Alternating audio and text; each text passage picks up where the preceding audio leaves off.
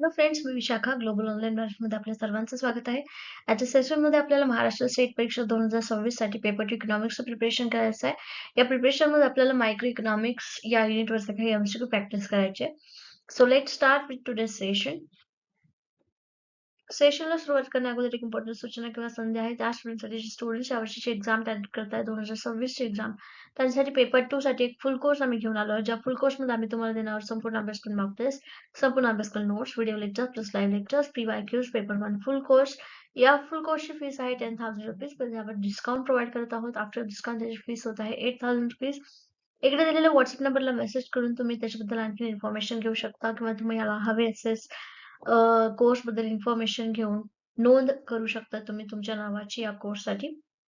लक्षात ठेवा, new batch जी आहे 23 मार्च 2026 पासून चालू होते. तुमचं नाव लवकर रजिस्टर करा.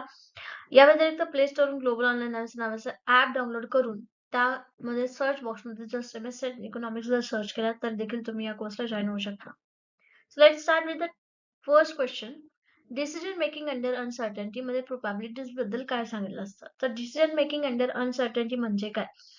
तर अनसर्टनिटी म्हणजे अशी अनिश्चितता मराठीमध्ये त्याला म्हणतो आपण. तर ही अशी परिस्थिती आहे की फ्युचर आउटकम बद्दल आपण इन्फॉर्मेशन इथे देऊ शकत नाही.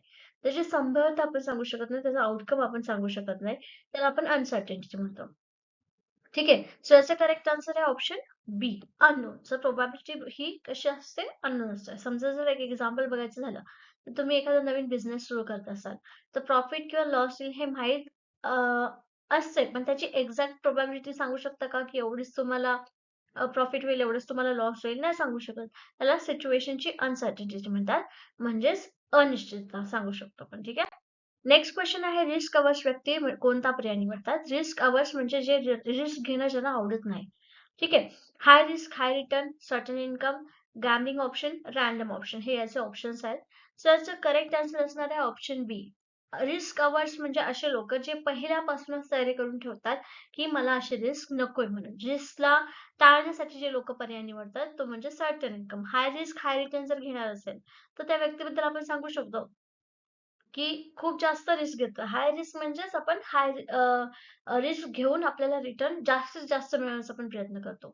पण रिस्क अवर्स व्यक्तींना रिस्क घ्यायला आवडत नाही. त्यामुळे सर्टन इन्कम जेवढं मिळतंय तेवढंच थोडंसंच हे घ्यायला लागणार. समजा एखाद्या व्यक्तीला 2 ऑप्शन आहे. एक आहे तर एकामध्ये त्यांना ₹1000 निश्चित मिळणार आहेत आणि दुसरा व्यक्ती आहे त्याला 2000 मिळण्याची शक्यता आहे. पण किती पर्सेंट आहे?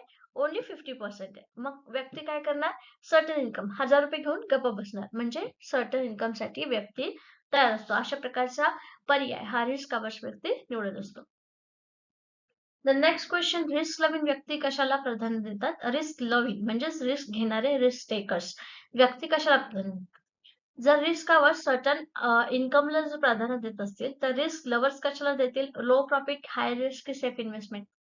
डायरेक्टली याच्यात करेक्ट आन्सर आपण देऊ शकतो ते म्हणजे हाय रिस्क ऑप्शन. ठीक आहे. कमी रिस्क याच्यामध्ये असते, सॉरी, रिस्क याच्यामध्ये हाय असते पण आउटपुट सुद्धा आपल्याला याच्यामध्ये हाय मिळत असतं. सर्टन आउटकम साठी रिस्क टेकर्स नसतात. रिस्क टेकर्स म्हणजे फॉर्च्यून मेकर्स, म्हणजे जास्त त्यांचा फायदा जो असतो तो 50-50% असतो. पण तरीही ते लूज झालं तरी चालेल असं लॉटरी खेळणारे लोक किंवा स्पेक्युलेटिव्ह इन्व्हेस्टमेंट करणारे लोक तुम्हाला माहित आहेत. त्यांना आपण रिस्क लविंग बिहेवियर म्हणतो. ठीक आहे. त्यांना रिस्क घ्यायला आवडते. सो हाय रिस्क ऑप्शन असणारी व्यक्ती हाय रिस्क ऑप्शनला प्राधान्य देतात रिस्क लविंग व्यक्ती. द नेक्स्ट क्वेश्चन आहे, रिस्क न्यूट्रल व्यक्ती युटिलिटी फंक्शन कसा असतो? त्यांचं युटिलिटी फंक्शन कसं असतं? सो याचा ऑप्शन्स आहेत कॉन्केव्ह, कॉन्व्हेक्स, लिनियर आणि एक्सपोजनल. सो याचं करेक्ट आन्सर असणार आहे option C, linear. Risk neutral व्यक्तीला रिस्क बद्दल विशेष प्रेफरन्स नसतात. त्यासाठी एक्सपेक्टेड व्हॅल्यू महत्वाची असते. एक्सपेक्टेड व्हॅल्यू काढून युटिलिटी फंक्शनचा उपयोग म्हणजे एखादी वस्तू जर ठरवली की मला एवढी म्हणजे आउटकम ह्याचा ₹1000 येणार आहे पण 50% चान्सेस ₹2000 येणार आहे. एक्झॅक्ट व्हॅल्यू किती मिळणार आहे? तर ₹500 मला मिळणार आहे. समजा ₹500 जरी मिळणार पण एक्झॅक्ट व्हॅल्यू मिळणार तर ते रिस्क न्यूट्रल असतात. घ्यायची तर घ्यायची, नाही तर नाही घ्यायची. एक्सपेक्टेड व्हॅल्यू काय आहे ते घेऊन मोकळं व्हायचं. लिनियर फंक्शन याचं त्यांचं असतं. ठीक आहे.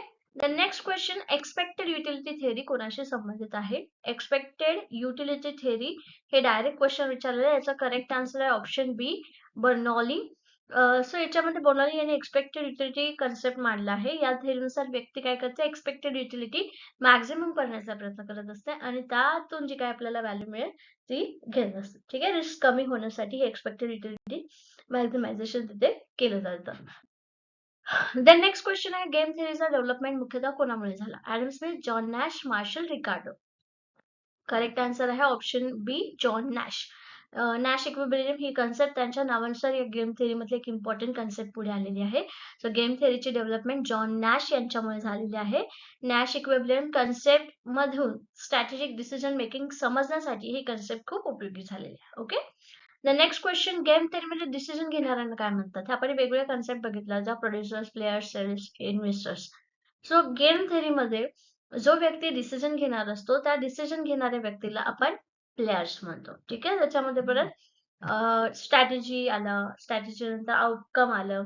ठीक आहे, सो पे ऑफ म्हणतात आउटकमला, राईट? सो प्लेयर्स याचं विचारलेलं आहे, डिसिजन घेणाऱ्या व्यक्तीनंतर प्लेयर्स म्हटलं जातं. The next question, non cooperative game म्हणजे काय?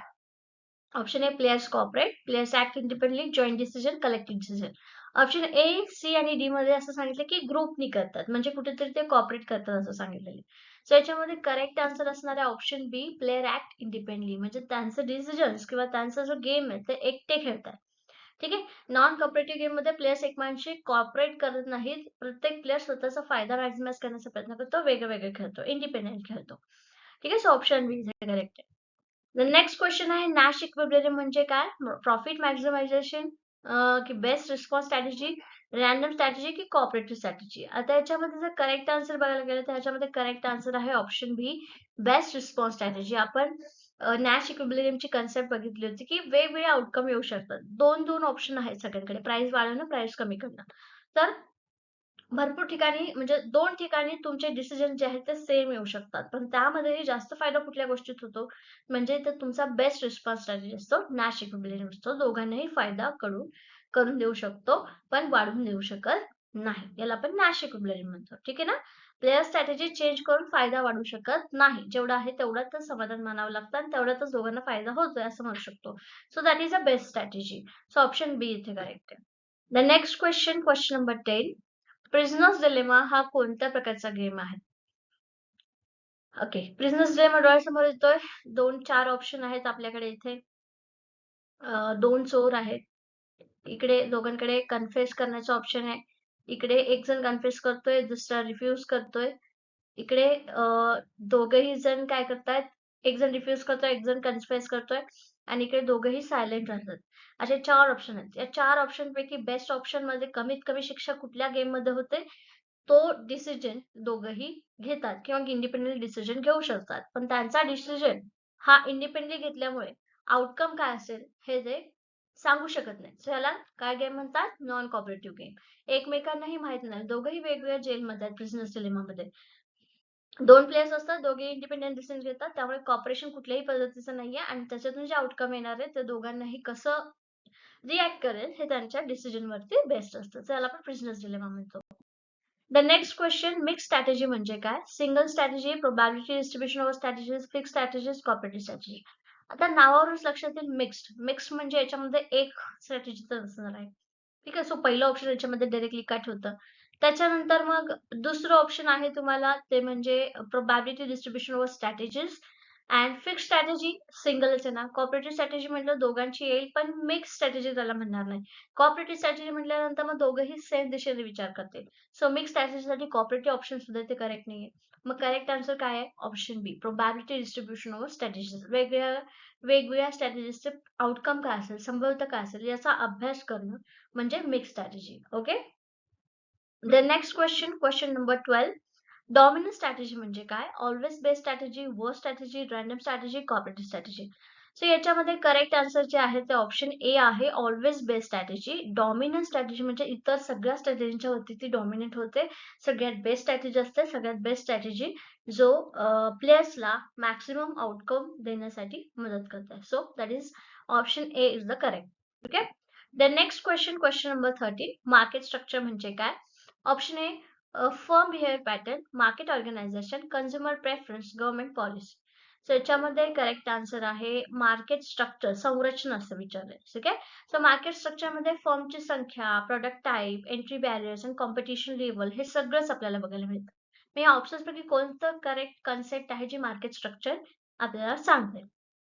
सो याच्यामध्ये करेक्ट आन्सर आहे ऑप्शन बी, मार्केट ऑर्गनायझेशन. मार्केटची संरचना किंवा मार्केटचं संस्था कशी आहे पूर्ण, त्याच्यामध्ये मार्केट स्ट्रक्चर आपण बघायला बघतो. ठीक आहे.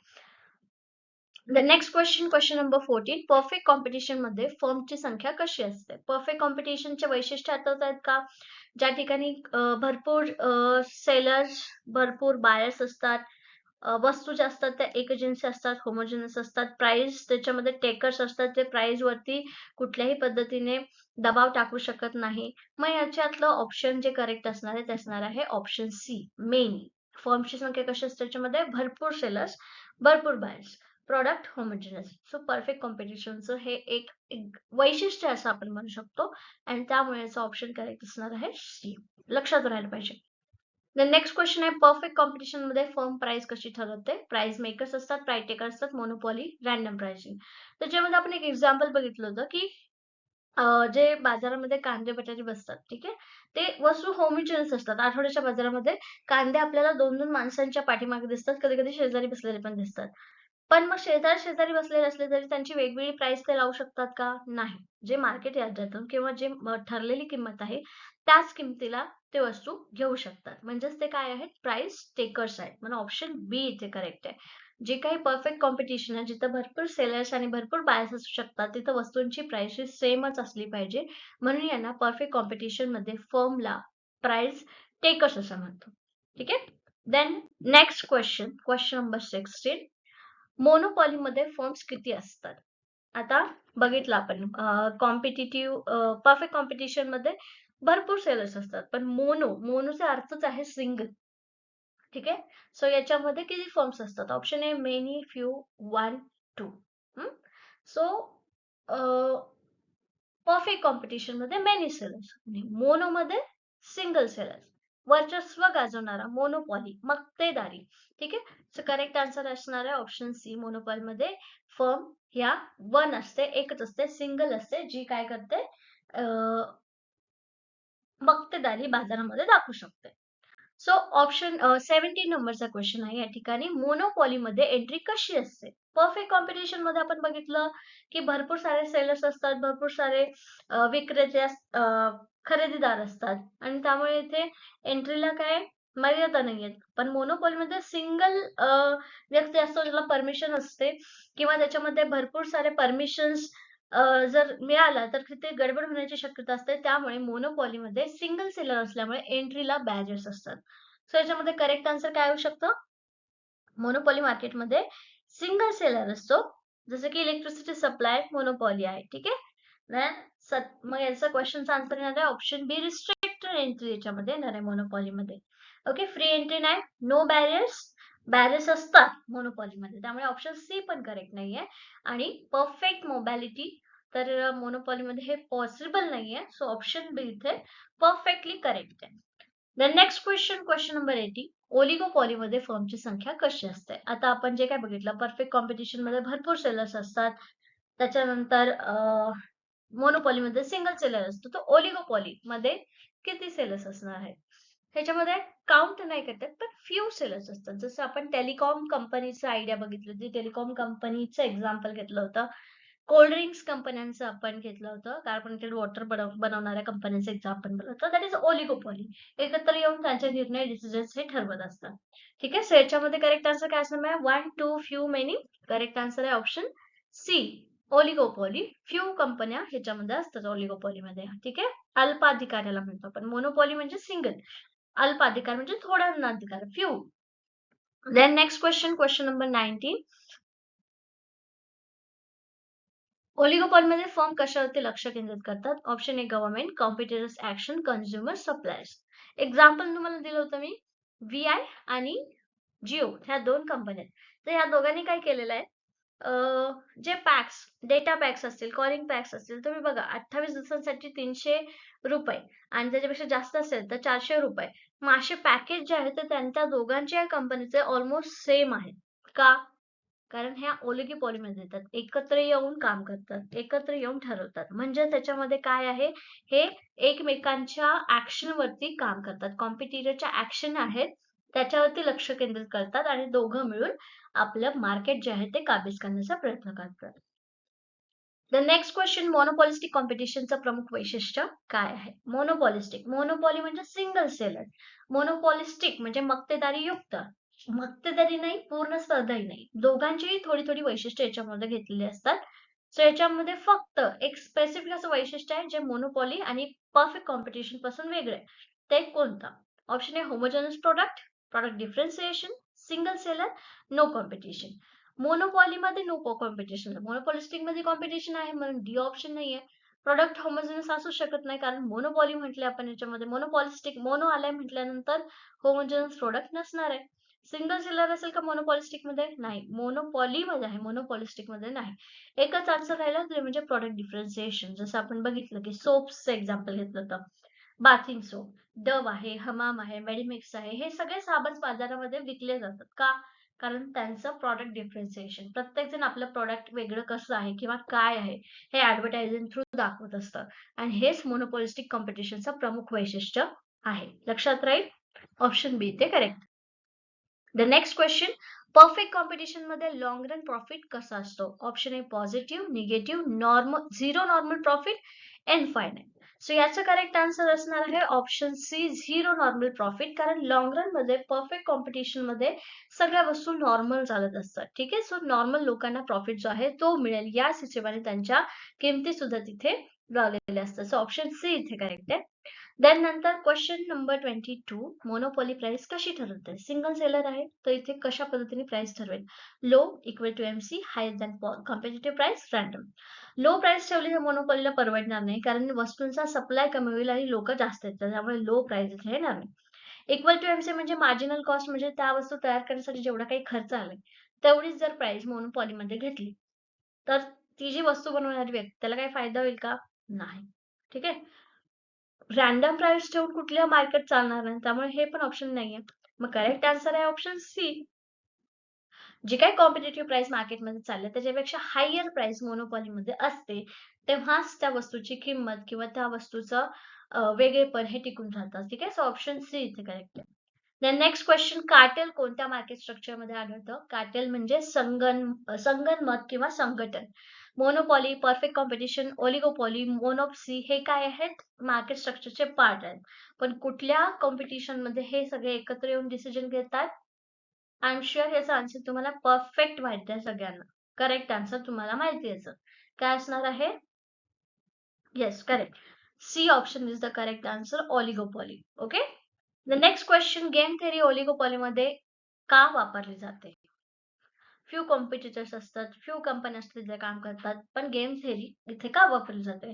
ऑप्शन ए फर्म इंडिपेंडंट असतात म्हणून, स्ट्रॅटेजिक इंटरॅक्शन होतं म्हणून, no competition and random decisions. आणि याच्यामध्ये करेक्ट आन्सर आहे ऑप्शन बी, स्ट्रॅटेजिक इंटरॅक्शन. दोघांमध्ये आता नॅश इक्विलिब्रियम गेम थेअरीमध्ये आपल्याला बघायला मिळतो. तिथे स्ट्रॅटेजिक इंटरॅक्शन हे वेगवेगळ्या पद्धतीने ओलिगोपॉलीमध्ये जास्त होतं. परफेक्ट कॉम्पिटिशन मध्ये गेम थेअरीचा ऑप्शनच नाहीये, जे प्राइस दिली जाते तीच केली जाते. मोनोपॉलीमध्ये कॉम्पिटिशनच नाहीये, त्यामुळे गेम थेअरी दिसत नाही. पण अल्पाधिकार या मार्केट स्ट्रक्चरमध्ये किंवा ओलिगोपॉलीमध्ये गेम थेअरी याच्यासाठीच दिसून येते कारण डिसिजन्स घेणारे हे इंडिपेंडेंटली किंवा एकमेकांच्या ऍक्शनवरती बेस्ड इथे डिसिजन घेतले जातात. स्ट्रॅटेजिक इंटरॅक्शन इथं होतं, त्यामुळे इथे ओलिगोपॉली वापरली जाते गेम थेअरी. ठीक आहे. The next question, decision making under uncertainty मध्ये कोणती थेअरी वापरली जाते? डिसिजन मेकिंग अंडर अनसर्टन्टी म्हणजे कुठलीही सिच्युएशन आहे, अनिश्चित सिच्युएशन आहे, त्याचं प्रॉफिट प्रोबॅबिलिटी तुम्हाला माहित नाहीये, तरीही तुम्ही त्या ठिकाणी तुम्हाला एक डिसिजन घ्यावा लागतो. तर त्या डिसिजन मध्ये कुठली थेअरी वापरली जाते? Option A marginality theory, expected utility theory, production theory, cost theory. Cost theory बद्दल बघितलं, आपण प्रोडक्शन थेअरी बद्दल बघितलं. तर डिसिजन घेण्यासाठी या दोन्ही थेअरीचा वापर आपल्याला त्या ठिकाणी होत नाही. मग या ठिकाणी आपल्याला एक्सपेक्टेड युटिलिटी थेअरी की ह्याचं काय उपयोगिता होऊ शकते याच्या एक्सपेक्टेड व्हॅल्यू नुसार आपण तो डिसिजन घेतो की मला प्रॉफिट होणार आहे, जेवढे मला पाहिजे तेवढं प्रॉफिट जर मला त्याच्यातून मिळत असेल तर मी ते घ्यायला तयार आहे किंवा मी रिस्क घेणार नाही. पण अगदीच खूपच कमी प्रॉफिट मिळत असेल, तर मला रिस्क घ्यावी लागेल किंवा खूपच जास्त प्रॉफिट मला रिस्क घेऊन मिळणार असेल, तर मी प्रॉफिट घेईन. सो एक्सपेक्टेड युटिलिटी थिअरीनुसार डिसिजन घेणं अंडर अनसर्टनिटी, अनिश्चिततेमध्ये डिसिजन घेण्याला आपण काय म्हणतो? एक्सपेक्टेड युटिलिटी थिअरी ही वापरतो. ठीक आहे? डिसिजन घेण्यासाठी. Okay. So that's it for today. आपण 25 क्वेश्चन्स मायक्रो इकॉनॉमिक्स मधले decision under uncertainty, game theory आणि अजून एक कुठला टॉपिक? मार्केट स्ट्रक्चरचा पहिला इंट्रोडक्टरी पार्ट. या 3 पार्टवरचं एमसीक्यू प्रॅक्टिस आपण आजच्या सेशन मध्ये केलेलं आहे. उद्याच्या सेशन मध्ये म्हणजे आपल्या डेली लेक्चर्स मध्ये आपण थिअरीचा पुढचा पार्ट मायक्रो इकॉनॉमिक्सचा बघणार आहोत. ठीक आहे? So that's it for today. Thank you everyone. Have a good night and all the very best.